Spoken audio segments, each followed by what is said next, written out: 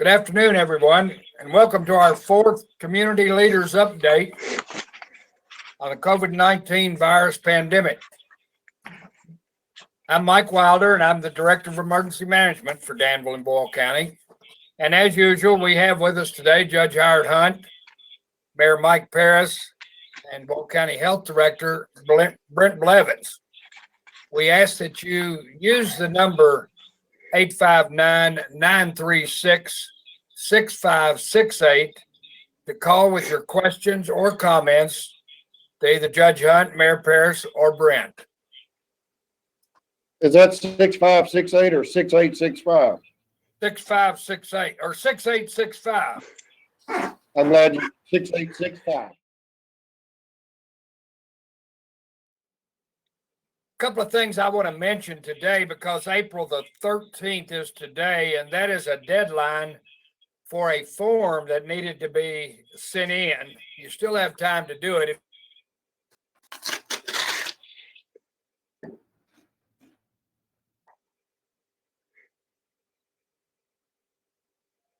If you can get an email, if you haven't on any or entity that feels they type of reimbursement from the federal government should, and if that should be effective, needs to fill out a request for public assistance form. I have those, a good number of them. We've mentioned it 2 or 3 times, and I have a good number of them already.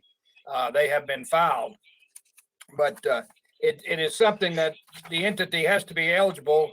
They have to require the entity to be something that saves lives, to protect property and public health and safety, or to lessen or avert the threat of a catastrophe to the region. Those are the requirements that have to be met in order to qualify for this. The ones that I've talked to, the folks that I've talked to, I've asked them just to go ahead and file it as it is, and they will be screened by the federal government when it comes that time. No, it's just a page application. There's no expenses involved. You don't list anything on that. This just more or less puts your name in the hat to qualify when it comes time for FEMA to look at the losses of a particular county. So if you haven't gotten that in, you feel like you need to get it in, and you don't have an application, I have those and be glad to email you one to fill out.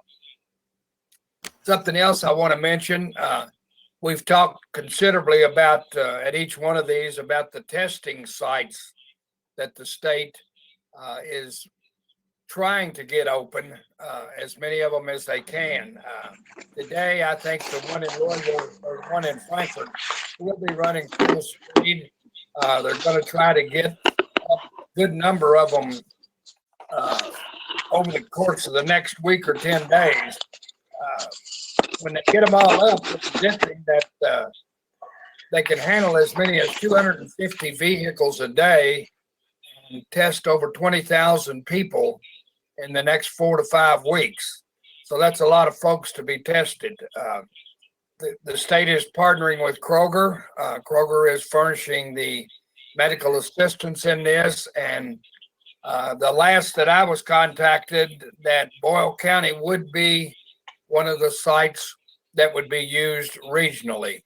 I haven't heard anything lately about it, but that doesn't mean anything. So kind of be watching for that, and when we can get more information, we will update you on that. Again, we're in constant contact with all of our partners and stakeholders, KYEM, the Kentucky Department of Public Health, all the entities that are dealing with this virus. I think in the fact that Boyle County has done quite well in every respect, as I understand it, Brent, correct me if I'm wrong, but 13 cases is still where we are at this time. And that's been nothing new over the weekend. And that says quite a bit, I think. So hopefully we might be able to, at some point in time, see the light at the end of the tunnel. Judge, you got comments? I do, Mike. Thank you. Thank you for that good information. Just this afternoon, I have a couple of updated pieces of information from Senator McConnell's office.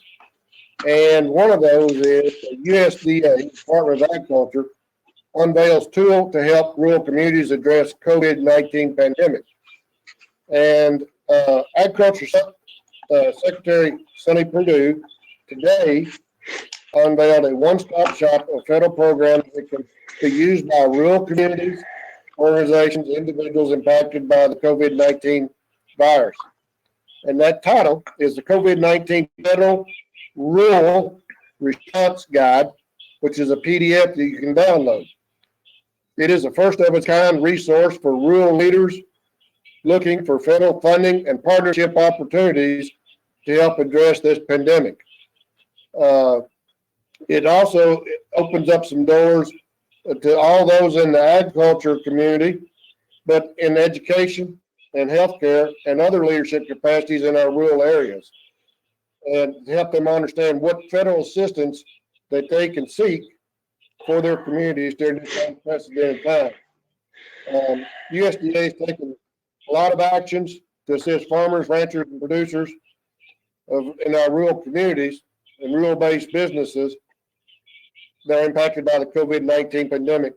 For more information, farmers can log on to www.usda.gov/coronavirus and get information on the rural resource guide. The other thing I'd like to make note of today that came out of Senator McConnell's office was the U.S. Department of Treasury has launched a web portal to allow eligible state, local, and tribal governments to receive payments for help offset the cost of their response to the coronavirus pandemic. Once registered through this portal, states and territories in the District of Columbia will receive promptly half of the funds allocated to them pursuant to the CARES Act.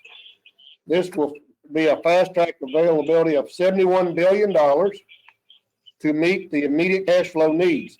The remaining balance on the payment amounts due to states and eligible local governments and tribal governments will be paid no later than April 24th of 2020. Additional details regarding this program can be found at .gov/CARES, CARES, and that's a good place to get some information there. I'm impressed with driving through town and around the city and around the county and how many people are effectively taking this very seriously.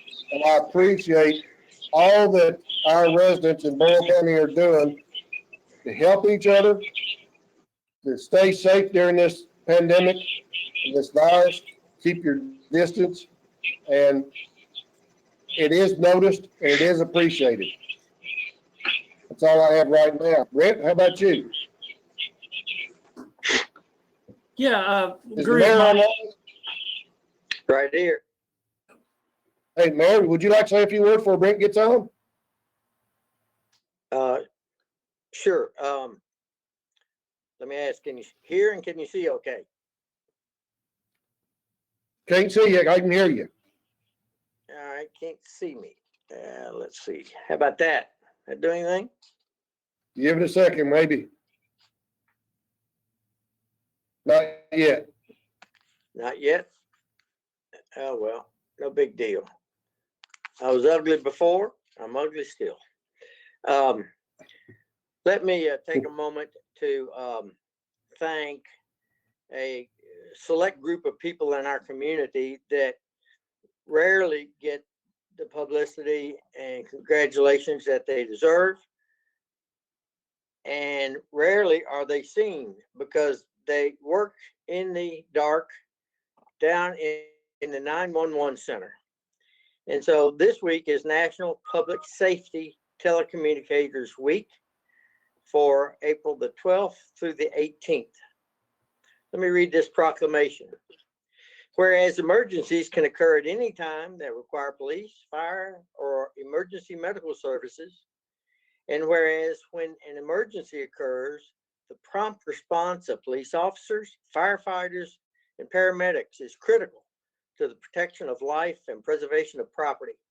And whereas the safety of our police officers and firefighters is dependent upon the quality and accuracy of information obtained from citizens who telephone the Danville Boyle County 911 Center.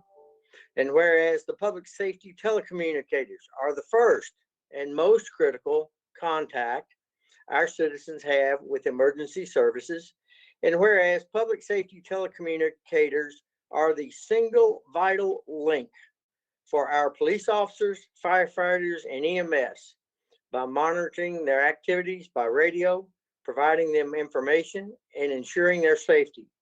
And whereas public safety telecommunicators of the Danville Boyle County 911 Center contribute daily to the apprehension of criminals, suppression of fires, and treatment of patients in the performance of their jobs.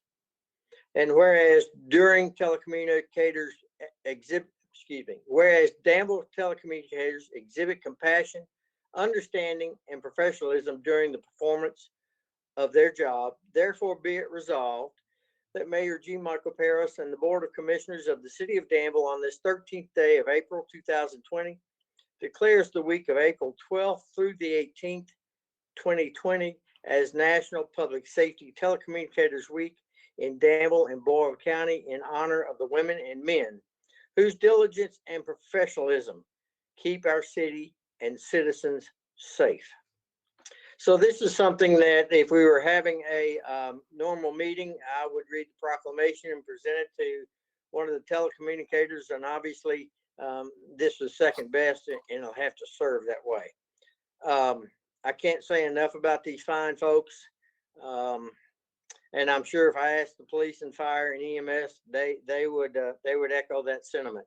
Secondly, I'd like to invite anyone who would like to be there for our green light ceremony at the City Hall in front, wherein we illuminate City Hall in the event that there have been any passing of Kentuckians in the previous 2 days. Finally, I want to echo the judge's comments. Danville, Boyle County, you all are doing a fantastic job, but virtue of the fact that we've stayed steady at 13 cases, that's proof right there. So stay smart, folks. We'll get through this. It's tough. I get it. I'm just like you, bouncing off the walls, but let's all hang in there. Brent, you want to? Oh, Brent? Yeah. Okay. Yeah, I'd like to echo. We're right there at 13 cases, been for a couple of days after that. Of course, in increased amounts of testing, there's always that good chance that we'll go up in some cases, and we certainly expect that. But yeah, I'm glad to be at 13 cases. And here's what I'm really excited about with these 13 cases. As of today, we are no longer following 3 of these cases. What that means is we've made it long enough in this process that those people have cleared the number of days that we had to follow them. They're not dealing with this anymore. And so they are considered a case that, unless for some reason down the road something changed, we would pick them back up. But as of right now, we're not following them. And that's what we want.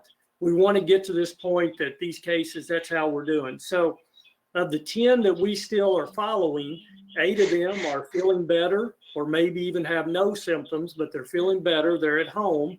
And then we have 2 who are still at home, not feeling as well, but they're still at home, which is a real positive that they can maintain there in that environment. So real pleased to be able to talk a little bit about that. I know up until now, we've talked a lot about just how many cases we have, how many cases. So I think it's good for everybody to hear there's another side to this too, when people are feeling better. And that's a real positive that we're able to talk about today. I want to talk just a little bit about gatherings, visiting churches, all that. And I agree with the judge and the mayor on how Danville and Boyle County is doing great. And I definitely certainly agree with that. But I just want to remind you, to the best of your ability, just don't gather. I realize, some of us, we have to work and do different things, and we're actually going to a building and we're doing social distancing. But to the best you can, just don't gather. Don't schedule any visits anywhere right now. And for sure, if you're going to one of the stores that are open, just one person from the family go in. I think the community at large is doing that much better than they were a week or so ago. So real proud of that. But just send one person in. That's all that needs to go in, unless there's something, somebody has some kids with them or something that they have to. That's fine, totally acceptable. But just keep that in mind. I know there's been a lot of talk about the different things going on with the churches around the state, with the governor, what the governor was talking about. And, I think in this community, we've done a great job. The places that are doing the drive-ins that I've seen have spaced their cars out, which is what we want, and not going in the building and maintaining that social distancing. So really, really proud of our faith groups for doing that. And that just makes it easier on all of us and helps us to cut down on the spread some of this virus. Mike talked about the drive-through testing that they're looking at, and certainly that is starting to ramp up around the state. And that's one of the things that will help us to determine how much we have in our community as well as surrounding communities. Because, having a regional hospital here, we get people from a lot of communities come in here for our hospital. So it's good to know what we look like around us also. And keep in mind, a lot of this testing and a lot of what we're doing with social distancing is so that we protect some groups of people who really need that protection during this. As it's been said with this virus, a lot of people will get this, have no symptoms, very mild symptoms, and be all right. But there's a group of people that we're trying to protect, and it could be any of us. But in particular, if you start looking around in this community, we're blessed to have 5 long-term care facilities. But also in an event like that, those are groups that are very suspect if that gets inside that building to really cause some harm to those people. So we're really striving as we go through all these measures we have to not have that happen in those buildings. And then we also don't want all of the rest of our healthcare systems overwhelmed. And we certainly are not anywhere near that right now, but that's kind of our goal. That's what we're trying to do to get to the other side of this. Now, I had a couple questions actually, and somebody was curious about with our healthcare system at Ephraim, the capability they have, as well as hospitals we should use. And Ephraim, they will know the exact numbers on ICU beds and general beds they have. And I think they've actually had that out in the public before. But they are aware of the question and they will look at those. And I'm sure at some point in the future, we'll probably put that information out.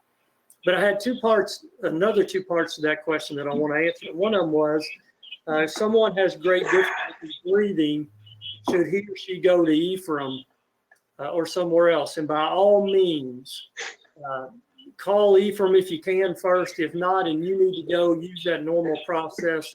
Ephraim has stood up in this community and is ready, and we are proud to have them here and what they do.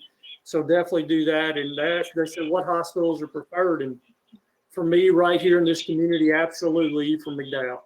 The preparation they have done, the staff they have is tremendous, and they are ready.